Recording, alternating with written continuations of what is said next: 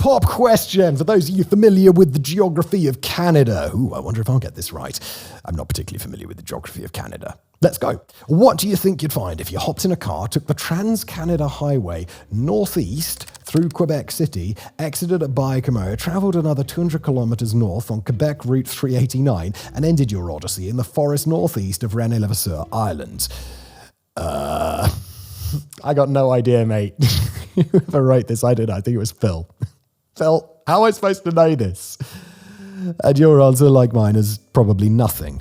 Well, you'd actually be wrong, but also kind of right. The reason you'd be wrong is because you're standing on the site of the former mining town of Gagnon. This was once home to no less than 4,000 residents and boasting amenities such as a hospital, a hotel, several churches and schools, and an airfield. The reason you'll be right is because not a single one of those structures currently stands.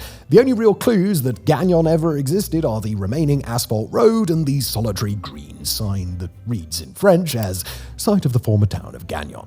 And that's about it. In 1985, Gagnon just kind of vanished. So, what happened?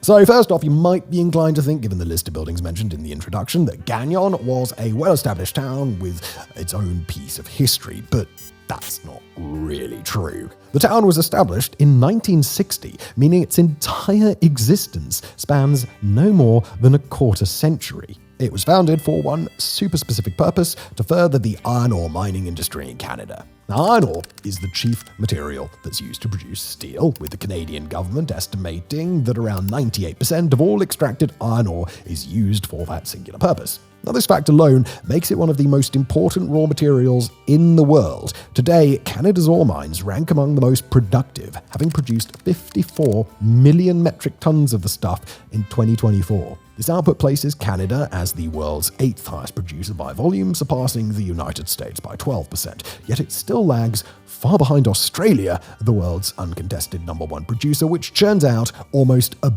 billion tons in 2024. Now, the thing is, iron ore is not all that easy to come across. The vast majority of Canada's reserves are found in the so-called Labrador Trough between Labrador and Quebec, with Quebec alone responsible for almost 60% of the country's total yield to this day. The global ore industry, well, that took off in the mid-1900s due to rapid industrialization, expanding quickly throughout the 1920s and 30s. However, it underwent even greater rigor after the Second World War as China and the Soviet Union began challenging established world powers with their rapid developments in heavy industry. By the 1950s, Mao had kicked off the Great Leap Forward, doing almost anything possible to produce steel, often with absolutely disastrous consequences and a truly enormous human cost. Canada and the US, they looked on with concern, realizing that they needed to identify new ore supplies to meet their industrial demands, and consequently, Canada turned its attention to its eastern provinces and the Labrador Trough, intent on identifying and exploiting these reserves as fully as possible, regardless of the isolation of some of the deposits.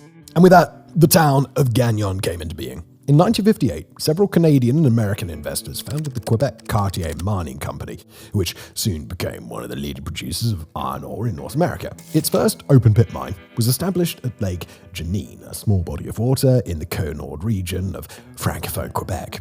Power for the mine was supplied by a dam built over the nearby Haute-Jean River, and it was anticipated that the mine would yield enough ore to sustain operations for approximately 15 years. All that was needed then was a settlement where the miners and their families could reside. Despite the town's remote location, the nearby mine was bountiful, and the future had looked pretty damn bright.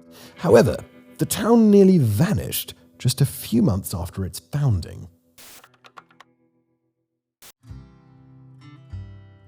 Gagnon was officially founded on January 28, 1960, following several years of unincorporated existence and a successful incorporation request to the Quebec provincial government. Once established and buoyed by a strong iron mining industry, the town grew at a dizzying pace. Churches, schools, airport, town hall, sports arena, hospital, cemetery, huge shopping centre, they all sprang up. Within months, despite lacking any land roads connecting it to the rest of the country, the town boasted 1,300 inhabitants, with the entire community reliant on the Gagnon airfield and a railroad for transport and resupply. However, there was a real close brush with the elements in the summer of 1960. That year brought unusually hot and dry weather, which, combined with a series of lightning strikes and the residual risk posed by the coal mining furnaces, created the perfect condition for forest fires, one of which lit up the Gagnon region in July.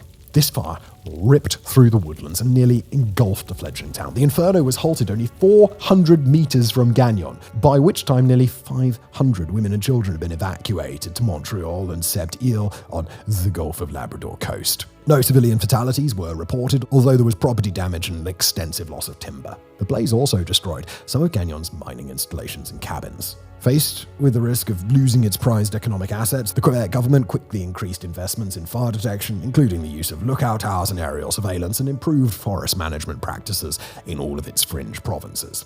Meanwhile, the locals of Gagnon returned to their homes, and life went on. But as it turns out, this would not be the last time that the town would be abandoned in almost the blink of an eye. Okay, so for the 2 decades following the 1960 fire, events unfolded in a notable way.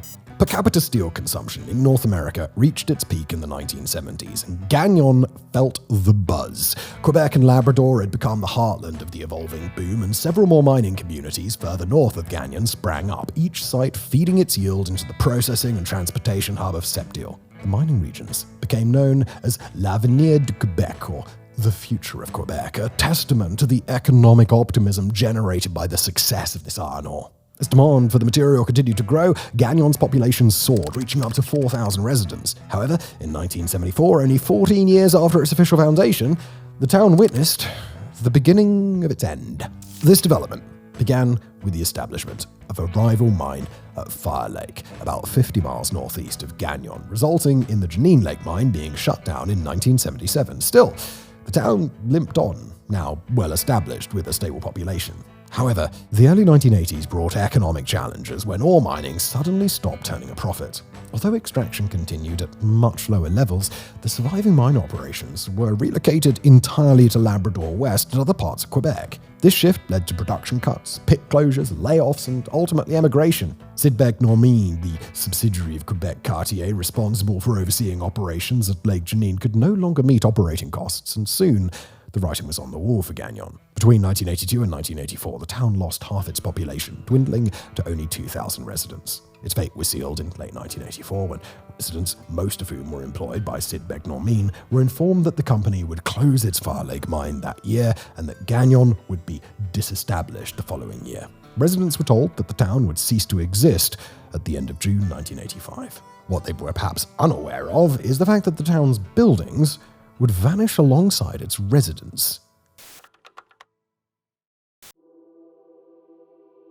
When the announcement came that the town would be closed, Gagnon residents were ordered to pack up and leave, and government bulldozers were already poised to move in.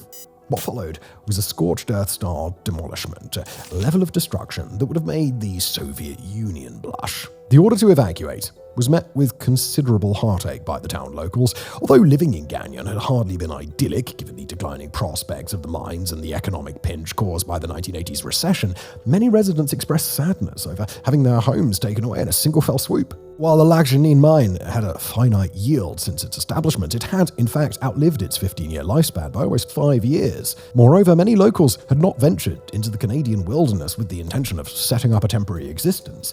They were now settled, and residents protested the planned closure not only of Gagnon, but its fellow Quebec mining town, Schefferville, which was slated for closure and imminent demolition at a similar time. Some Gagnon locals decried the expendability of their town, viewing it as little more than an economic experiment consumed by the failure of the Sidbeck-Normine's company and its inability to match the pace of competitors elsewhere. But their grumbles weren't of any use. The locals made their way to the runway one final time in June 1985 as planned, bound for a settlement in Baie-Comeau and other parts of Quebec. Among those boarding the Québécois Charter Air were young children, many of whom were born in Gagnon and had known nothing but the now doomed town for their entire lives. With the locals gone, the bulldozers swarmed in, moving door to door and tearing through every structure in sight. The brightly coloured homes, the Protestant church, and both the Francophone and Anglophone schools were all blitzed into pieces over the course of just a year during 1985 and 1986.